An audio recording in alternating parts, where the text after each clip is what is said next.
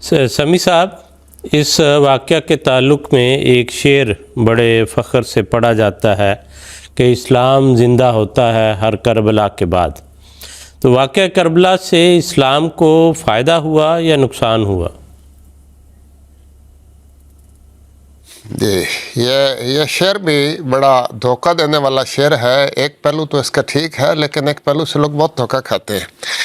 اگر تو اس شعر کا یہ مطلب ہے کہ غیر مسلموں کی طرف سے جب اسلام پر ظلم کیا جائے، سچے پکے مسلمانوں کو دکھ دیا جائے تو اللہ تعالیٰ ان کو برکت دیتا ہے اور دشمنوں کے نام و نشان مٹا دیتا ہے۔ اور یہ واقعہ ہمیں سارے نبیوں کی زندگی میں نظر آتا ہے، آغاز سے لے کر رسول کریم صلی اللہ علیہ وسلم تک۔ لیکن حضرت امام حسین کا واقعہ اس سے تھوڑا سا مختلف ہے۔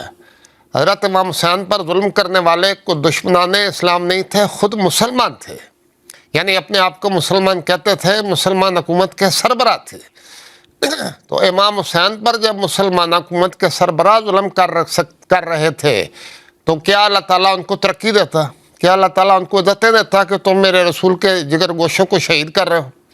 حضرت عثمان کو بھی شہید کیا گیا، حضرت علی کو بھی شہید کیا گیا، حضرت حسن کے متعلق بھی کہتے ہیں زہر دیا گیا۔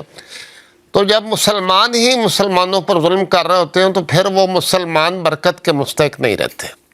ہاں، جب اللہ تعالیٰ یہ دیکھتا ہے کہ سچے مسلمانوں پر دشمنوں کی طرف سے ظلم کیے جا رہے ہیں تو پھر اللہ تعالیٰ کی سنت یہی ہے کہ نبی ہی غالب آتے ہیں، اور اس زمانے کے فرعون ہوں، یزید ہوں یا نمرود ہوں، وہ مٹائے جاتے ہیں۔ تو یہ اللہ تعالیٰ کی سنت ہے۔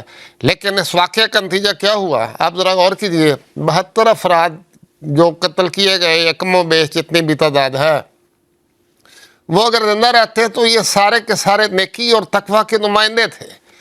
یہ ہمارے آقا و مولا حضرت اقدس محمد رسول اللہ کے جگر گوشے تھے، ان کا پیار پانے والے تھے، رسول اللہ کے سینے پر چڑھ کر رسول اللہ سے پیار لیتے تھے۔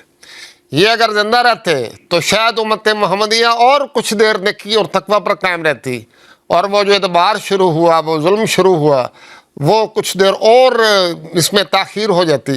لیکن جب انہوں نے ان صاحب رویا کشوف بزرگوں کو ذبح کر دیا وہاں پہ اس ظالمانہ طور پر، تو پھر اسلام کو برکت تو نہیں ملی، وہ مسلسل گرتے چلے گئے، یہاں تک کہ وہ وقت آ گیا کہ ادبار کا زمانہ، کثرت بڑھتی چلی گئی اس کی، اور پھر مسلمان فرقہ فرقہ بٹھتے چلے گئے۔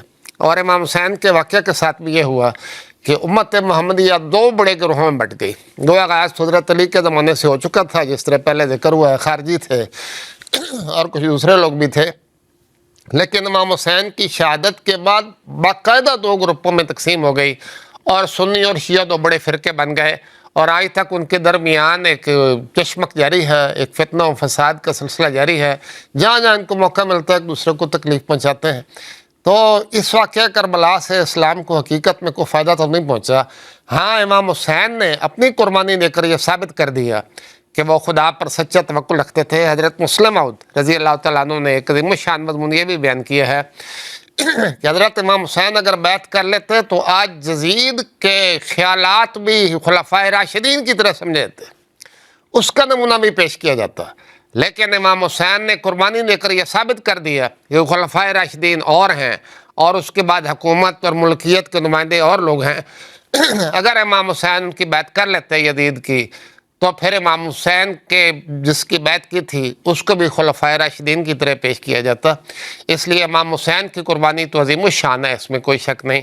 لیکن امر واقعہ یہ ہے کہ امام حسین کی شہادت سے اللہ تعالیٰ نے جو امت مسلمہ سے برکتوں کا سلسلہ اٹھا لیا، وہ آج تک چلتا چلا جا رہا ہے، یہاں تک کہ مسیح موعود آیا اور اس نے پھر سارے مسلمانوں کو جزاک اللہ سمیع صاحب، یہ آپ کا بیان، بہت شکریہ آپ کا۔